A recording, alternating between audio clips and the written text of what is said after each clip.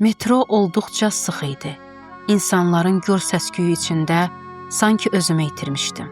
Qatar təkərlərinin reyslərdə çıxardığı kəskin səs, sərnişinlərin uğultusu, telefon zəngləri və qısa siqnallar bir-birinə qarışmışdı. Beynim hansı səsin haradan gəldiyini ayıra bilmirdi. Ətrafıma boylananda sərnişinlərin yarıdan çoxunun başını aşağı dikib, telefonla məşğul olduğunu görürdüm. Telefonuma gələn mesaj səsi məni də metroda əli telefonlu olanların sırasına qatdı. Anam yazmışdı. Nigar, Məhəmmədi və Etimadı ailələrinə nə cavab verim? Hələ də qərarını verməmsən. Cənab Etimadı və Məhəmmədi. Mənim 2 elçim. Özü də kifayət qədər ciddi və qətiyyətli namizədlər. Əmirəli Etimadı. Məndən 2 yaş böyük, varlı bir atanın oğlu və nəticədə daş keramika fabrikinin direktoru. Yaraşıqlı, tanınmış və özünə güvəni həddindən artıq yüksək olan bir Mercedes sürücüsü. O sərvətindəki sıfırların sayını itirən adamlardandır. Yaxşı gen imkanlı ailə və uyğun zamanda üzünə açılan qapılar. Sanki bütün bunların onun var dövlətinə heç bir təsiri olmayıbmış kimi davranır. Qohumların paxıllıqdan gözünü çıxaracaq bir toy. Ağır mehriyə və təmtəraq. Bir sözlə, tam ailəmin ürəyincə olan bir variant. Və Məhəmmədi, məndən 3 yaş böyük, inşaat mühəndisi və xüsusi tikinti layihələrinin memarı. Hazırda isə hərbi xidmətinin son aylarını yaşayır. Şərəfli və yüksək məsuliyyət hissi olan biridir. Məhəllədə hamı onu etibarlı oğlan kimi tanıyır. Xeyirxah, zarafatçıl və son dərəcə həssasdır. Gələcəyi üçün konkret planları olan məqsədyönlü bir gəncdir. Lakin ailəm ona o qədər də müsbət yanaşmır. Çünki gəlirli işi olsa da böyük sərmayəsi, evi və ya maşını yox idi. Bu elçilərin hər biri sanki mənim həyatımı əvvəlcədən cızmış kimi müxtəlif vədlərlə irəli çıxmışdılar. Etimadi idealist xəyallarla, Məhəmmədi isə tam məntiqli və realist yanaşma ilə. Düzünü desəm, ürəyim İman Məhəmmədi ilə idi. Amma ailəmin Etimadı ailəsinə olan o xüsusi rəğbətini ürəyimin harasına sığışdırım bilmirdim. Və mən nə edəcəyimi kəstirə bilmirdim. Seçim etməli idim. Hər ikisi özlüyündə yaxşı idi. Hərəsinin fərqli müsbət tərəfləri vardı. Amma bir ömürlük yol yoldaşlığı üçün hansı daha uyğundur? Özü də mənim kimi məsələlərə geniş və rasional pəncərədən baxan, sevgi mövzusuna o qədər də romantik yanaşmayan biri üçün. Daxilimdə qəribə bir narahatlıq vardı. Soyuqdan əl-ayağım buz kəsmişdi. Ayaqlarım ixtiyarsız titrəyirdi. Axı söhbət həyatımın ən mühüm qərarından gedirdi. Metro sıxlığında öz-özümlə mübarizə aparır, namizədlərin müsbət və mənfi cəhətlərini bir-bir analiz edirdim. Metro növbəti stansiyaya çatanda bir anda böyük bir insan kütləsi düşüb mindi. Yanımda oturan qadın sanki burada düşməli olduğunu son anda xatırlayıbmış kimi yaydan çıxmış ox tək yerindən sıçrayıb vaqondan çıxdı. Çantasını götürüb qapı ağzındakı izdihama qarışdı. O itələşmə və qarmaqarışıqlıqda çantasından balaca rəngli bir kitab yerə düşdü. Heç kim buna fikir vermədi. Xanım, kitabınız qaldı. Demək istədim, amma o artıq kütlənin içində yox olmuşdu. İxtiyarsız əyilib kitabı yerdən götürdüm ki, kimsə üstünə basıb əzməsin. Cildi rəngli və parlaq idi. Üzərində biraz cızıq olsa da köhnə deyildi. Sanki indicə oxunub bitmişdi. Niyə bilmirəm, birdən rəfiqəm Məryəmin o məşhur sözü qulağımda səsləndi. Heç bir şey təsadüfi deyil. Kitabın adı olduqca diqqət çəkən idi. Xarizma 10-dan 10. Bu başlıq çox xoşuma gəldi. Öz-özümə düşündüm. Görəsən müəllif kimdən bəhs edir ki, onun xarizmasını bu qədər yüksək qiymətləndirib tam 10-dan 10? Vərəqləməyə başladım. Artıq iradəm öz əlimdən çıxmışdı. İstər-istəməz oxumağa başladım. Axı kitabı sevən bir adam yerdən belə maraqlı bir kitab tapsın və onu oxumasın. O necə mümkün ola bilərdi? Beləcə, sətirlər vasitəsilə kitabla dostlaşmağa başladım. Hər səhifə beynimi qıcıqlandırır, içimdə qarşısı alınmaz bir maraq oyadırdı. Metrodakı o gürültü, o insan seli içində dünya sanki bir anlıq dayandı. Yalnız mən və kitabın səhifələri qaldıq. Sanki həyat, seçim, qərar və elçilər barədə düşüncələrdən tamamilə qopmuşdum. təzə kağız qoxusu və səhifələrin rəngi mənə bambaşqa bir hiss bəxş edirdi. Cildi açıq mavi rəngdə idi. Üzərində firuzəyi rəngli çox gözəl bir tovuz quşu təsvir olunmuşdu. Sanki ayağına bağlanmış ipi qırıb azadlığa qovuşmuşdu. Quşun qanadları və gözləri incəliklə işlənmişdi. Birinci səhifədə qısa və sirli bir cümlə yazılmışdı. Dedim, sənin nurani huzuruna girmək üçün indi nə geyinim? Dediniz, təqva libası sənə daha çox yaraşar. Elə ilk andan bu sözlər ruhumu oxşadı. Qəlbimə yatdı. Daha çox oxumaq istədim. Adətən kitab mövzusunda çox seçiciyəm. Nadir hallarda hansısa əsər məni elə ilk səhifədən özünə cəlb edə bilir. İkinci səhifədə isə belə yazılmışdı. O gün hamı yox deyirdi. Amma mən dayandım və dedim. Bəli, qiyamət gününə qədər bəli, arxanızdayam, hər cür. Mal dövlətdən tutmuş bu dəyərsiz canıma qədər. Kim nə deyir desin, Qur'anda buyurulduğu kimi, İzzət yalnız Allahın əlindədir. Elə həmin an duruxub qaldım. Bilmirəm niyə, amma sanki güzgüdə öz əksimi görürdüm. Neçə hadisəni xatırladım. Neçə dəfə ürəyimin dərinliyindən nəyisə arzulamışam. Bəzən o seçim dünyada ediləsi ən doğru iş olub. Amma dostlarım ətrafım yox dediyi, məni lağa qoyduqları üçün arzularımdan vaz keçmişəm. Paltar seçimindən tutmuş, həyat yoldaşına qədər. Hər məqamda bu tərəddüdü yaşamışam. Hətta həyat yolumu, Allahla münasibətimi müəyyən edərkən belə. Qatar stansiyada dayandı və səs gücləndiricidən gələn səs sükutu pozdu. Azadlıq stansiyası. Bir neçə nəfər vaqonu tərk etdi. Yeniləri mindi. Sarı yaylıqlı bir qız gəlib qarşımda əyləşdi və diqqətlə dırnaqlarına baxmağa başladı. Küncdəki bir oğlan isə musiqiyə o qədər uca səslə qulaq asırdı ki, səs kənara sızırdı. Hamı öz dünyasına çəkilmişdi. Mən isə bu qəribə kitabla bambaşqa bir aləmə səyahət edirdim. Vərəqi çevirdim. Hekayə qədim zamanlarda yaşamış bir qızdan bəhs edirdi. Amma bu, tarix müəllimlərinin cansız mühazirələrinə bənzəmirdi. Yox, sanki öz müstəqil yolunu cəsarətlə seçmiş bir qızın səmimi etirafları idi. O həm cəsur, həm sakit, həm də olduqca isti və mehriban idi. Ona demişdilər, sən bu qədər var dövlət və uca məqamla olduqca rahat yaşaya bilərsən. Otur yerində, niyə özünə dərd axtarırsan? O isə belə cavab vermişdi. Çünki bəzi seçimlər rahat olmasa da həqiqətdir. Əgər ən rahat yolu seçmək həmişə ən doğru yol olsaydı, dünya gülüstana dönərdi. Dodaqlarımda qeyri-ixtiyari bir təbəssüm yarandı. Pıçıltı ilə öz-özümə dedim. Dərd axtarmaq nə qədər maraqlıdır. Görünür hekayə ən həyəcanlı yerinə çatır. Mən də onsuz da çətinliyi və həyəcanı sevən biriyəm. Qarşı sırada oturan yaşlı xanım gülümsədiyimi görüb mənə tərəf baxdı.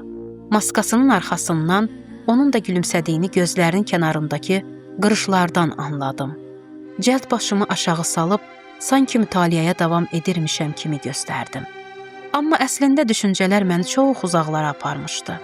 Düşünürdüm, əgər mən də belə cəsarətli olsaydım, seçimim fərqli olardımı? Həmişə başqalarının təsdiqini gözləmək əvəzinə, yalnız addımımın doğruluğuna, mənəvi inkişafıma və Allahla münasibətimə necə təsir edəcəyinə baxsaydım, həyatım necə dəyişərdi? Qatar yüngülcə silkələndi və kitab əlimdən sürüşüb dizimin üstünə düşdü. Onu cəld götürüb mütaliəyə davam etdim. İman gətirdi, həm də iman gətirməyin dəbdə olmadığı bir vaxtda. Tarixdə onun səviyyəsinə yüksələ bilən ikinci bir qız olmayıb. Xarizma, ondan 10. Qəbilənin ən ləyaqətli qızı, Qureyşin varlı və nəsilli ailələrinin fəxri. Onun bircə tel saçı bütün ərəb əyanlarına dəyərdi. Uğurlu bir tacir, varlı, məşhur və sözün əsl mənasında ərəblərin kraliçası. Bənzərsiz özünə inam, nəsil kök baxımından rəqibsiz, başdan ayağa kamillik nümunəsi. Amma eyni zamanda tərs istiqamətli elçiliyin banisi və sevgi ilə sədaqətin ən möhtəşəm simvolu. Aman Allah, gözlərim az qala kəlləmə çıxmışdı. Beləsi də olarmış. Bu kimdir axı? Kimdir bu qədər cazibədar və heyrətamiz şəxsiyyətə malik olan qadın? Bir anlıq elə bildim ki, Marvel qəhrəmanlarından biridir. Çünki əgər bu qadın realdırsa, mən niyə indiyə qədər onu tanımamışam?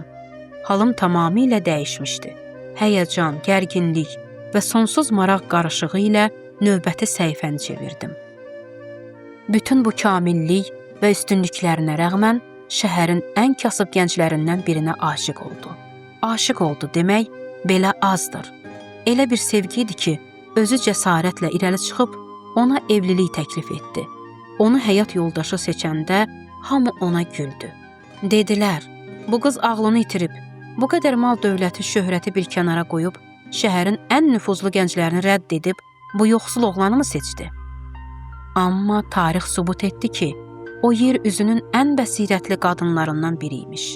İllərlə ticarətlə məşğul olduğu üçün qazancın harada olduğunu yaxşı bilirdi. Həmişə ticarətdə böyük uğurlar qazanmışdı. Lakin bu qərarı həyatının ən böyük qazancı oldu. Onun üçün sikkələrdən və zinət əşyalarından daha parlaq bir şey vardı. O gəncin üzündəki ilahi nur. Bu dünyada bundan daha uca nə ola bilərdi? Allahın son peyğəmbərinin ömür gün yoldaşı olmaq. Bir sözlə, bu ağıllı xanım Allah Rəsulunun ən yaxın sirdaşı, mənəvi dayağı və fədakar köməkçisi oldu. Bir qadın üçün bundan daha ali bir məqam varmı? Bir an gözüm parıldadı. Olduğum yerdəcə donub qalmışdım. Sarsılmışdım. Dərhal kitabı bağlayıb üz qabığına yenidən baxdım. Qapağın aşağı hissəsində əvvəllər diqqət etmədiyim o kiçik küncdə bu sözlər yazılmışdı. İslamın böyük xanımının, möminlərin anası, Həzrəti Xədicə Salamullahın həyatından rəvayət. Nə? Necə yəni? Bu hekayənin super qəhrəmanı Peyğəmbərin həyat yoldaşı imiş.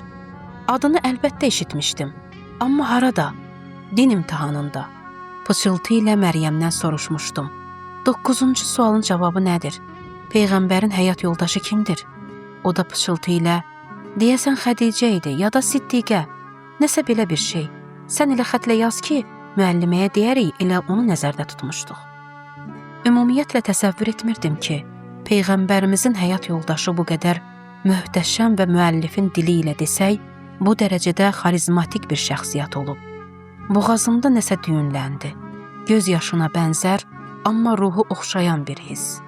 Niyə bilmirəm, amma elə o an dərk etdim ki, bu kitabı sonuna qədər oxumalıyam. Ürəyim yanırdı. Necə ola bilər ki, bir qadın nemət və rahatlığın zirvəsindəykən hər şeydən vaz keçib, özünü bütövlükdə Allah yoluna həsr etsin? Dərhal telefonumu çıxardım. Amma bu dəfə nə anamın mesajlarına baxdım, nə də xəyallara daldım. Google-yə girdim və kitabın uydurma olmadığını dəqiqləşdirmək üçün yazdım. Həzrəti Xədicə. Gördüklərimdən sonra utandım. Heyf mənə. Gün ərzində 100 dəfə internetə girib geyim modellərinə, hansısa aktrisanın növbəti uğursuz evliliyinə baxıram. Amma ruhumu silkələyən bu qədər vacib bir həqiqətdən xəbərsiz qalmışam. Bu xanımın əzəməti qarşısında sanki yoxa çıxmışdım. Kitabı yenidən açdım. Oxuduqca heyrətim 1-ə 5 artırdı. Peyğəmbər Salavatullahla evləndikdən sonra mal dövlətinin son qəpiyinə qədər İslam yolunda xərclədi. Ona təəccüblə dedilər, Xədicə, bütün pullarını verdin, o qədər sərvəti beləmi əldən çıxardın? O zəngin süfrələri buraxıb Məhəmmədin çörək və xurma süfrəsində oturmağa razı oldun? Amma Xədicə gülümsəyərək cavab vermişdi. Mənim Allah yolunda verdiyim sərvət sanki dırnağımı və ya saçımı kəsmək kimidir. İnsan dırnağına, saçına nə qədər bağlana bilər ki? Mənim mala bağlılığım da məhz o qədər idi. Mənim qəlbim artıq başqa yerdədir. Ticarətim yalnız Allahladır.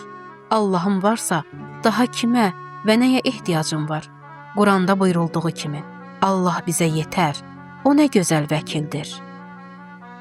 Dedilər, axı belə olmaz, bu etdiklərinlə şəhərin bütün güclülərini özünə düşmən edirsən. İslam yolunda xərclədiyin bu sərvətə görə onlar səninlə düşmənçilik aparacaqlar. Səni hörmətdən salacaqlar. Yazıq deyilmi o mövqe və nüfuza? Bir gün gələcək ki, artıq heç kim səni saymayacaq. Xədicə Salamullah yenə o məsum gülümsəməsi ilə başını tərpədib deyirdi. Allahı olan insan heç kimdən qorxmaz. Məgər Qurandakı bu ayəni eşitməmisiniz? Allah bizə buyurur. onların yanında izzət mi axtarırsınız? Halbuki izzət tamamilə Allaha məxsusdur. Yəni izzət və hörməti kafirlərdən, Allahsız insanlardan mı gözləyirsiniz? İnsan ağlını itiribmi? İzzət və hörmət yalnız Allahın əlindədir. Allah istəsə, bir bəndəsini elə ucaldar ki, bütün dünya birləşsə belə onu alçalda bilməz. Amma Allahsızlara, gücə, vəzifəyə arxalansan, sonda mütləq alçalacaqsan. Allahla ol, hökümran kimi yaşa. Doğrusu dərindən düşündüm. Kimdir bu qadın? Doğrudan da anlamıram. Bəziləri hansı cəsarətlə zəif, saxta obrazları qadın modeli kimi bizə təqdim edir.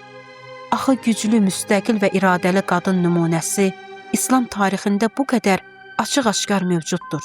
O gecə daxilimdə qəribə fırtınalar yaşayırdım. Bir tərəfdən hiddətlənirdim. Axı niyə bunları bizə indiyə qədər deməyiblər? Biz illərlə məktəbdə nə oxumuşuq? Niyə İslamın bu füsunkar gözəlliyini bizə həmişə yanlış, sönük və sərt formada təqdim ediblər? Sinif yoldaşlarımı xatırladım. Onların ən laqeyd olanına belə bu həqiqətləri düzgün izah etsəydilər, mütləq anlayardılar.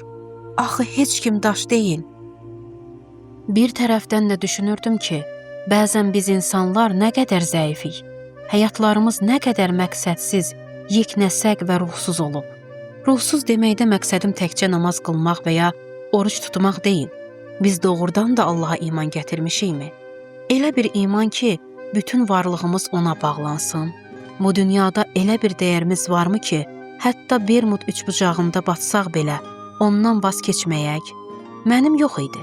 Əgər olsaydı, sadə bir elçilik məsələsi qarşısında həyatımın bütün mənası bu qədər sarsılmazdı. Xanım Xədicə Salamullah kim idi? Ərəb əsilli bir zadəgan, şəhərin ən varlı qadını. Bəs Həzrəti Muhammed Salavatullah, biz onun yerində olsaydıq bəlkə də statusumuz uyğun deyil deyib keçərdik.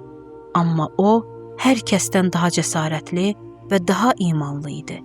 Elə bir həyat yoldaşının yanında dayandı ki, sanki damarlarında axan qan belə həmin imandan yoğrulmuşdu. O imanın nə olduğunu bilməyən cahil bir cəmiyyətin qarşısında tək başına sipər oldu və beləcə Allah tərəfindən cənnət xanımlarının ən uca məqamına yüksəldildi. Əslində, həyatın qaydası belədir. Əgər insan var dövlətdən, keçici imtiyazlardan vaz keçib, haqq yolunda özünü fəda edərsə, Allah ona öz qatında xüsusi bir məqam bəxş edər. Elə bir məqam ki, bu dünyanın müvəqqəti şöhrəti kimi yox, əbədi və sarsılmaz olar. Xanımın dediyi kimi, dünyanın və insanların arxasınca qaçma. İzzət yalnız və yalnız uca Allahın əlindədir. Elə bu fikirlər içində daldığım xəyallardan metrodakı elanla ayıldım. Son stansiya. Anladım ki, bəlkə də mənə ən yaxın olan o stansiya Allah tərəfindən bəxş edilən o ali məqsədi və həqiqi izzəti tapmaq imiş. Heç bir faniliyi olmayan ilahi izzəti.